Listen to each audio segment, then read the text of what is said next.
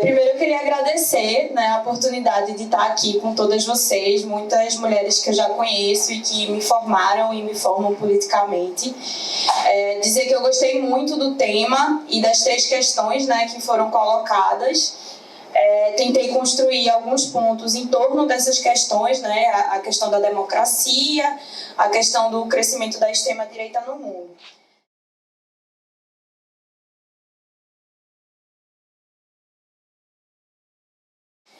Mas antes, eu queria contar um pouco sobre a história do Alafim, né, que é o lugar também de onde eu pertenço, né, Associação Recreativa Carnavalesca Afoxé Alafim Oió. E assim, complementar a minha apresentação dizendo que antes de ser do Alafim, eu participei de grupos percussivos, que são grupos que não necessariamente, né, na verdade, são grupos que não têm vínculo religioso, como os afoxés têm, né, não nascem de terreiros ou, enfim, tem essa relação necessariamente religiosa. Então, fiz parte do grupo artístico percussivo Conchitas, que eu acho que muitas conheceram, que era um grupo composto majoritariamente não, era um grupo de mulheres, né? Mas a minha experiência nas Conchitas me fez entender que, apesar de ser um grupo de mulheres, não era um grupo em si feminista, né? Haviam tensões que me fizeram, inclusive, me afastar e buscar outros espaços.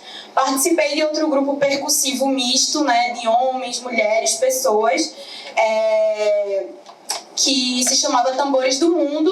E aí, como a gente canta no Alafim, né, foi Xangô que trouxe para mim. Eu cheguei no Afoxé Alafim Oió através de uma amiga, Gisele, e um amigo, Andrezinho.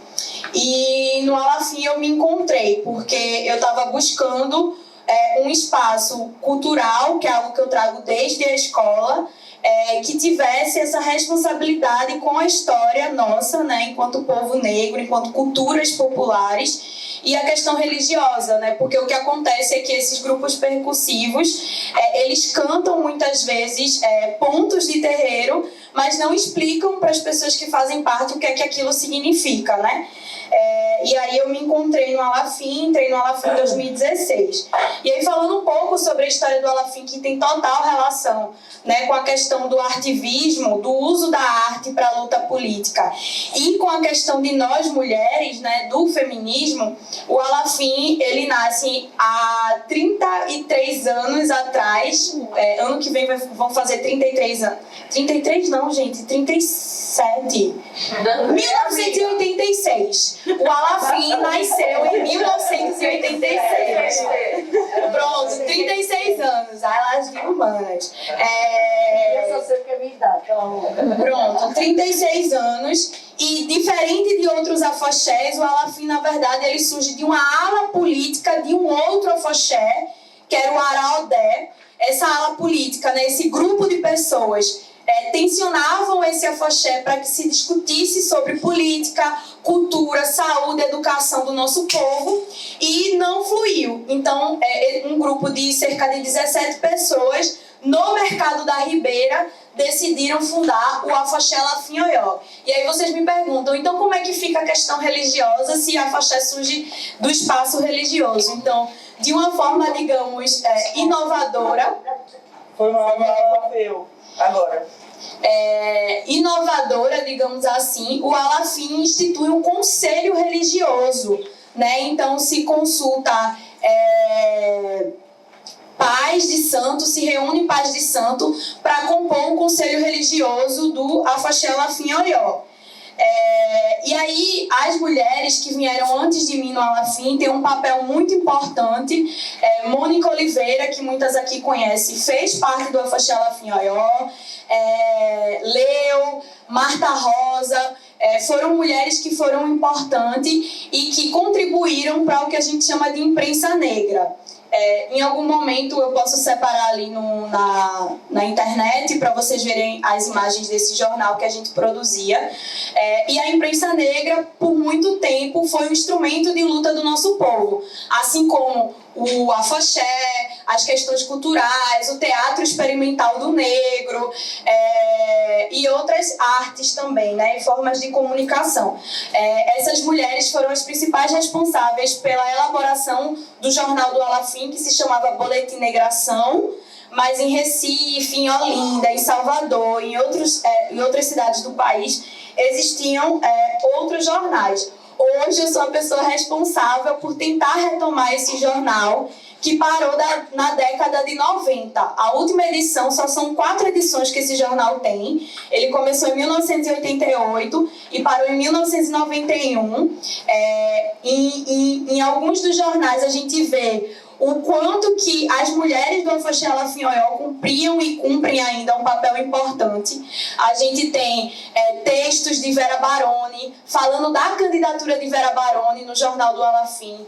A gente tem texto de Cessa Ché, a gente tem texto de Mônica Oliveira, a gente tem texto falando da primeira presidenta do Afoxé Alafim Oió, que foi Lúcia Crispiniano, foi eleita em 1989 através de uma eleição direta no Alafim, e isso é muito significativo, porque apesar de ser afoxé, apesar de ser cultura negra, a gente sabe que nós mulheres, em todos os espaços, a gente vai sofrer com o machismo, mesmo nós sendo mulheres pretas, né?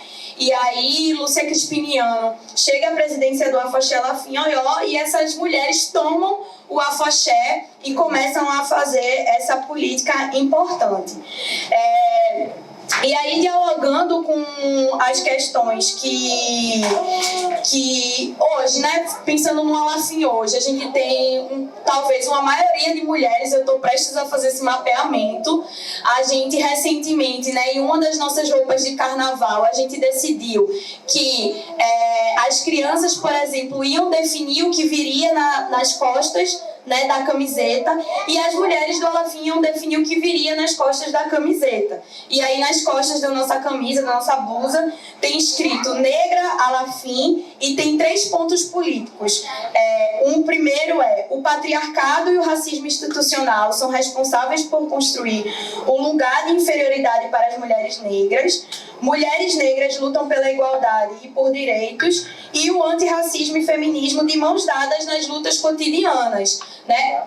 Essa escolha de nós, mulheres do Alafim, principalmente de outras mulheres que não eu, que já faço parte do movimento feminista, dos movimentos negros, representa assim, um crescimento nosso, porque apesar do Alafim ter esse histórico de arte e de mulheres tomando essa política do Alafim, a gente teve um momento, um período em que isso se enfraqueceu, e a gente está nesse período de retomada conjunta com todas as pessoas que fazem parte do Alafim, de fortalecimento das mulheres do Alafim. Inclusive, todo espaço que eu participo, eu tento levar de volta esses aprendizados para a gente ir lá.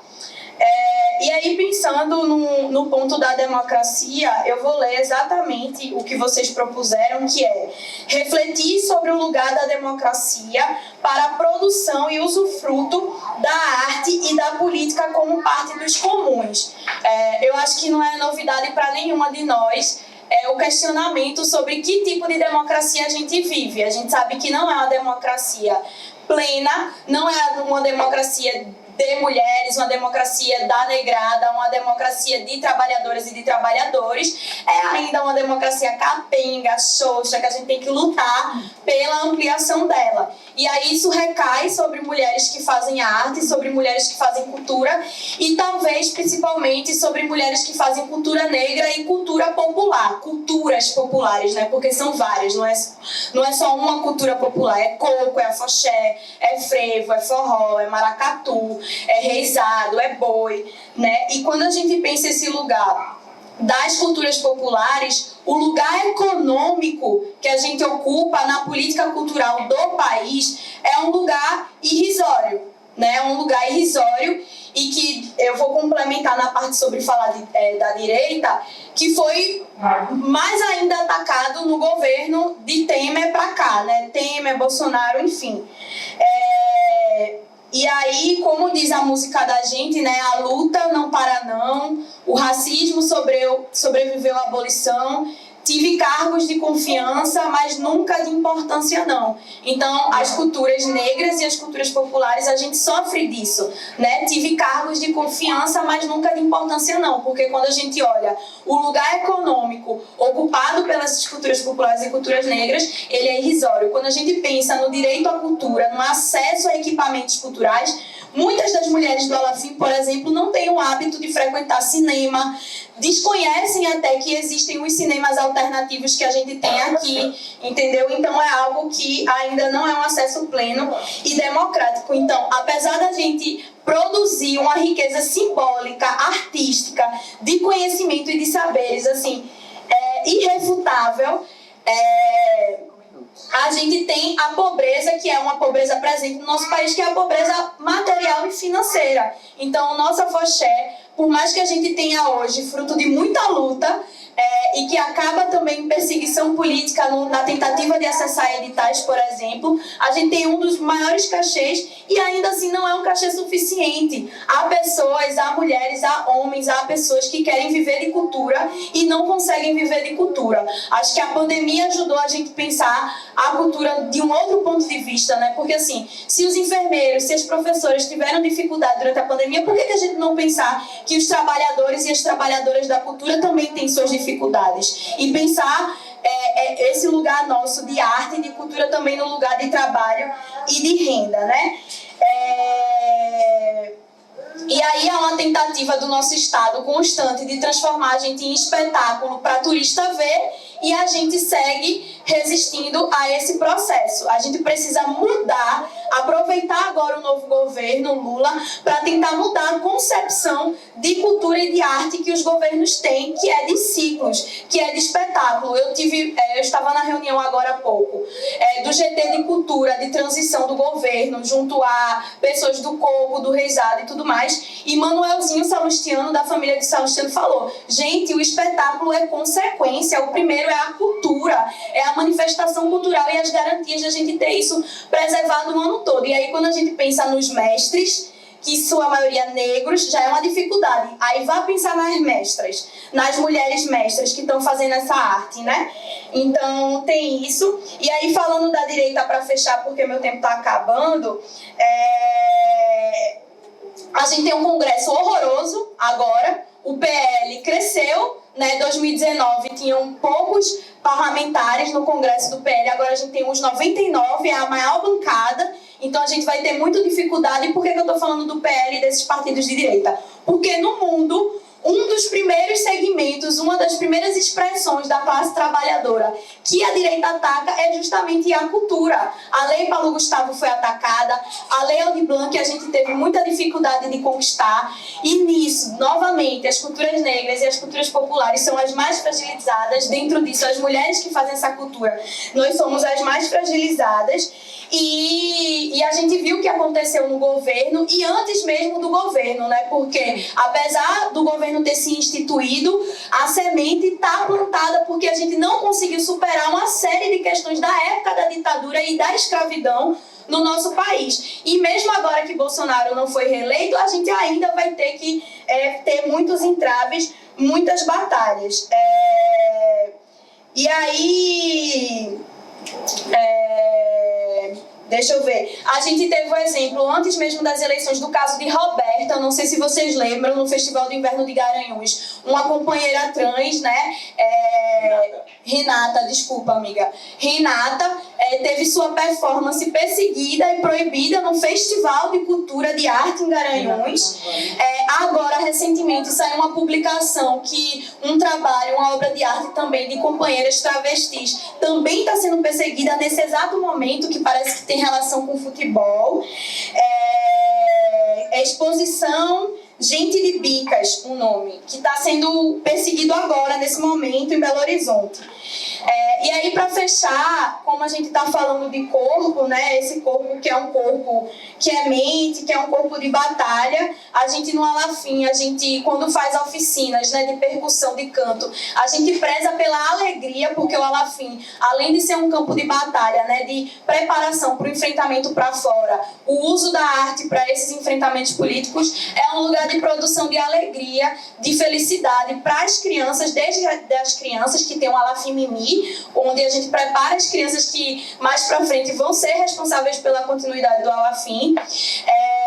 E a questão musical, né? Então a gente usa a música, todas as letras da gente têm um teor político.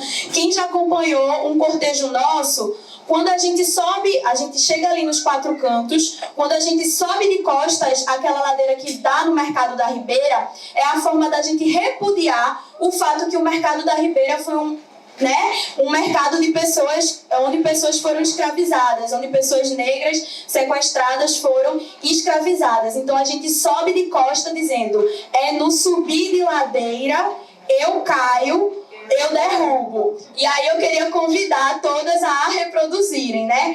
É no subir de ladeira, eu caio,